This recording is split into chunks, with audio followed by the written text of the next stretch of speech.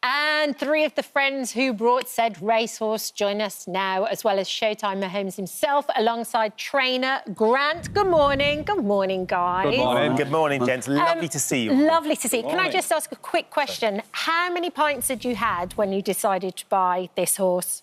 I think we lost count, haven't we? Yeah. I had to strike while the iron was hot, you know. So after a 6 or 7, I maybe pushed the idea again. It started to snowball, and the next morning we got in touch with that man. Yes. Who we also met over pints in the RA. It's amazing what happens after a few beers. Yeah. It's the most wonderful documentary, this, in so many ways.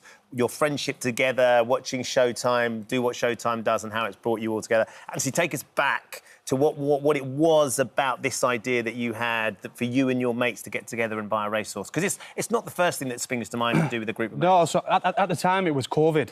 So I think that sort of changed the mindset of the lads, because we couldn't go out, we couldn't spend our money, and I guess we were just sick, really. And, yeah, that just seemed to change the mindset of the lads, and, again, it snowballed from that, really. And we also found out that racing was going on behind closed doors, and beer was getting served behind closed doors. There was an ulterior motive, I think, is what he's saying. It's a strong theme. Yeah. So once people found that out, we got more lads saying, "Oh yeah, I don't mind. Yeah, I'll fancy that." And slowly but surely we got the whole band of brothers together. Yeah. The muffed punt. Had to get that right, Steve. Can you just explain? That's the collective, the syndicate's known as the muffed punt. Yeah. Can you explain where that's come from? Well, we're all NFL fans, so I think it was COVID again. I think it was about December, January time, and we were all doing Zoom links, and so we could just meet up, drink on our own, but be together. And we were watching NFL games, and then it transcended into drinking games, and then one of the a muff punt probably happens one in every 10 or 20 games.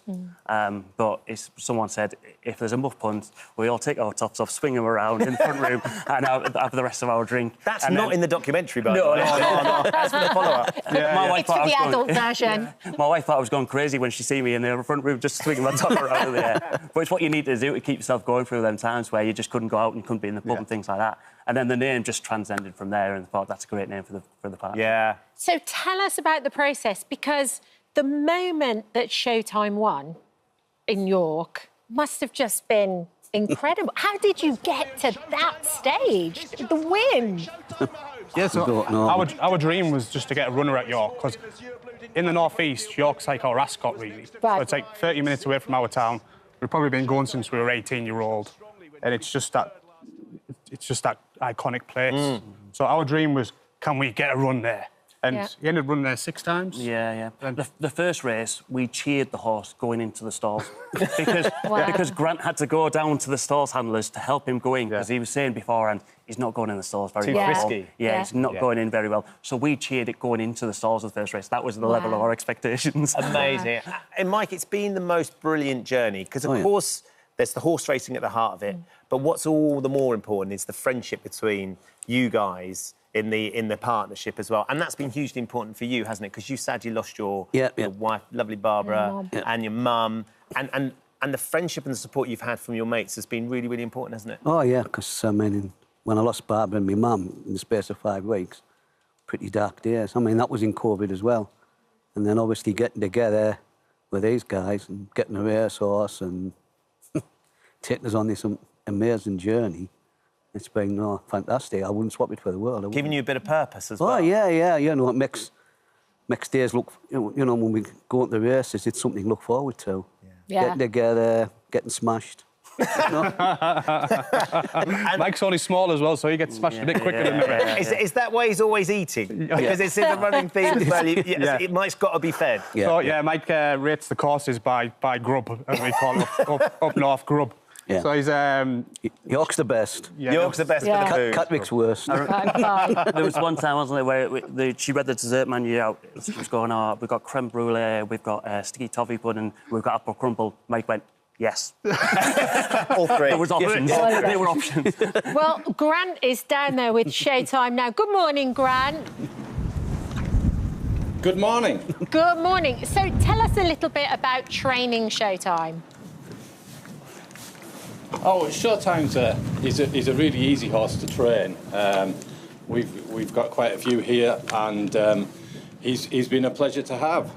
Has Showtime exceeded your expectations, though? Because the boys were saying they just wanted to get a runner at York, but to have a winner at York is exceptional.